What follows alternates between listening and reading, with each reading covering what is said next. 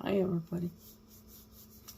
So today I'm gonna make a makeup tutorial. I haven't done a makeup tutorial in many months, and I have a lot of real nice new palettes to work with.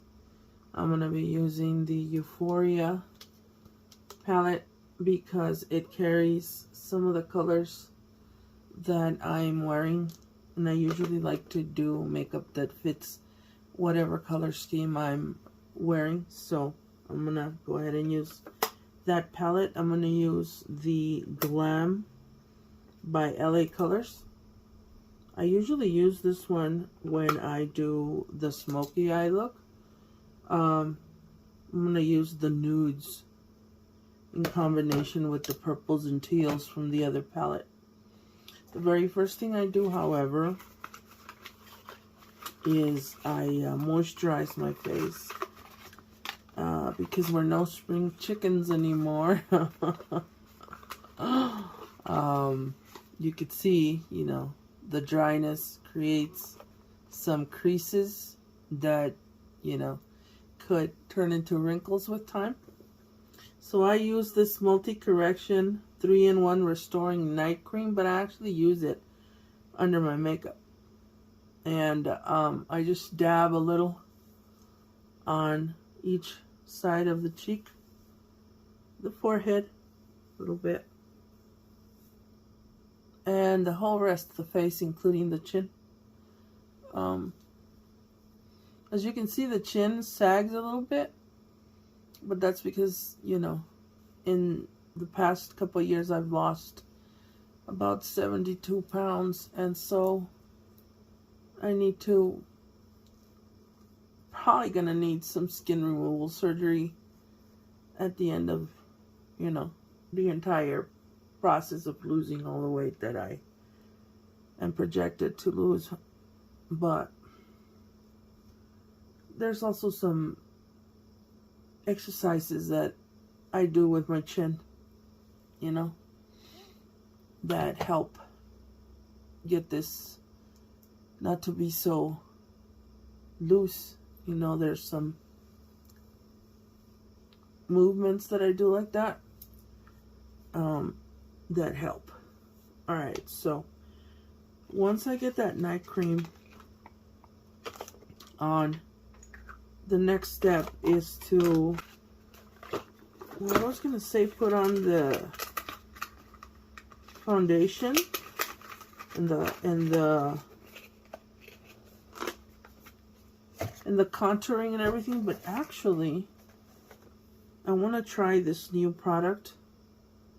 It's by 111 Skin, and it is a rose gold radiance booster. And what you do is you put a little bit on your palm like that, like 3-4 drops, and it helps moisturize the skin. And it's got a little bit of gold flakes on it, but you know, they will just add some glow to your face. And this is all towards, you know, preserving the elasticity of your skin so that you can get to be my age and not really have many wrinkles. Alright, so now I'm going to do the eyes. Okay.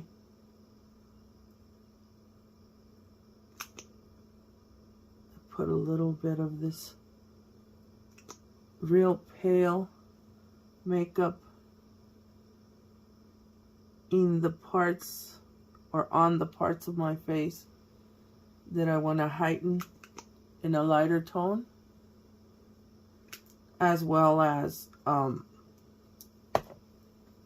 putting some of this, which is a darker tone, on the parts of my face that I want to contour. So that would be the double chin area, which what I call los gorditos. and you just kind of smooth that darker tone, because what it does is it creates the illusion that somehow you don't have that thick of a double chin, even though you do. And that's for the cachetonas like me. Oh well, you know, you do what you have to. I'm gonna frame my face here. You put some of that dark and it helps frame your face. I contour the sides of the nose with just an eyebrow pencil. So now I just take my sponge and I blend in all of the concealer, which will conceal like the dark under eye and bring out the spaces where the eyeshadow will be applied. So you do like a what I like to call a reverse raccoon look, you know, where this area becomes lighter than the rest of your skin. And it's just where you're going to want some highlight of a brighter tone of skin hue overall, right? And then after you smooth it all out, then is when you apply your foundation.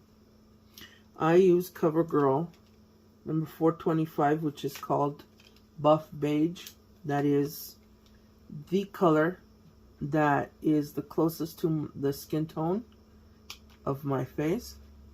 And you just blend it in with both your concealer and your contouring darker cream. And you just bring it all together a little bit. Or do the lips too. Why? I don't know. I just always have. I feel that the lipstick stays on longer if you add some foundation to your lips. Plus it also conceals, you know, your lips from the weather, so you don't get chapped lips, and it you know, it's UV protectant. You put a little bit on the under neck also, but then when you're done, you hit it again with the darker tone so that you create that different tone, right? The darker tone with just a little bit of that darker. You go at it a second time and you just smooth it out, and it creates that kind of shadow, you know, that shadow effect. And you smooth it out with the sponge from your foundation, and you blend this delicate line right there at the chin. You just blend it in, see, and it just gives an illusion of a non-existent double chin. When I do that, then I move on to the eyes. And the first thing that I do with the eyes is I do the black eyeliner. There's times when I don't do black, but that's when I'm following a specific look, you know, that maybe I took from the internet. Like the other day that I tried the James Charles. It didn't have a black eyeliner. Right now, though, I'm just doing one of my own makeup tutorials with my own ideas.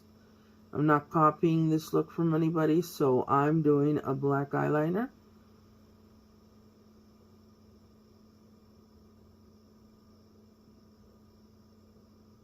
And I do it a little bit thick, so it isn't just the eyelid, the inner eyelid. It's a little bit underneath also, at the edge of the eye, on the innermost part that's closest to your nose bridge, but then a thickened line underneath like that you just kind of blend in. And so after I apply that, I grab one of my very, very small brushes, and I just kind of smooth it out.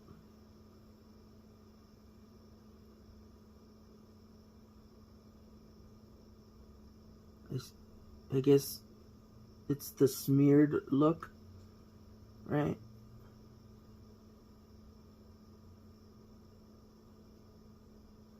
And I think that I'm going to do purple eyelids and then green on the under eye. So I'm going to use this purple, but it's not the only purple that I'm going to use, because I need different tones of purple. I have a very, very dark midnight purple that I am like in love with. That is going to be the one that carries most of the depth. This is by Elf. And as you can see, it's very, very dark. I'm going to use that. And then, believe it or not, I mean, I'm not ashamed. This is a $1 palette from from the dollar store, from the Dollar Tree. I'm going to use that lavender purple also. I mean, even James Charles does makeup with dollar store palettes. They work, you know. So I'm going to do the lightest color at the edge of the innermost part of my eye, my upper lid, and I'm just going to frame it all the way to the edge of the outer eye, and just a little circular motion, you know, starting with the lightest color. And I'm going to smooth it out towards the middle, like that. And this is the most pale of the three purple shades I selected. But it's what I'm going to use to frame the portion of the eyelid that is going to have the purple hue on it. Okay. And I fan it out to the inner part of the eyelid, to the middle, like that. Okay. Just like that.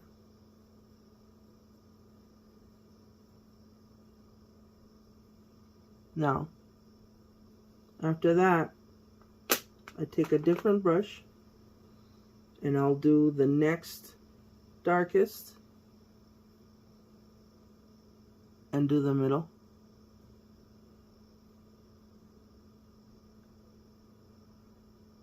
And if you don't feel that it's any different in color once it's on your eyelid than how it is on the palette, because sometimes that happens. Sometimes you don't achieve the color that you want, and so you switch to a different purple. I have a darker purple on a different palette over here that I'm gonna put on top of that. See, that's what I wanted, a darker tone. So then I'm gonna add that to the middle portion, going all the way up to where I framed it. And you just kind of smooth it out here, like that.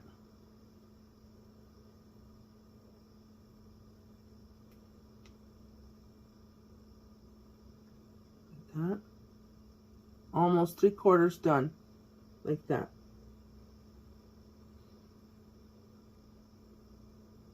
Do the same on the other side. That.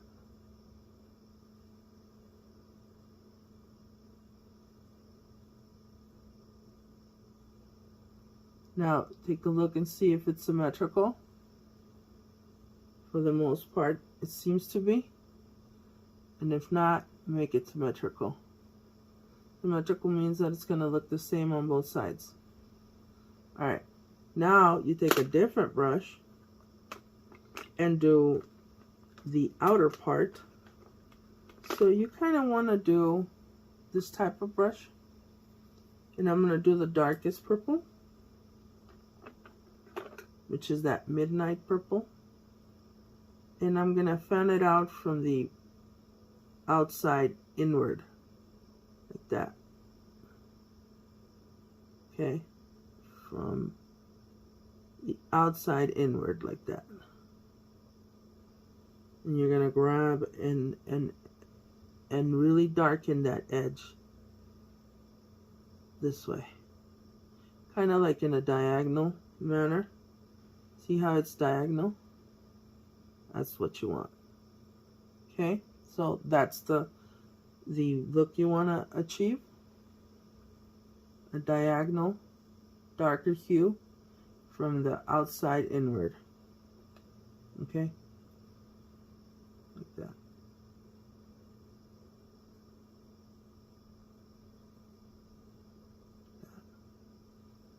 All right.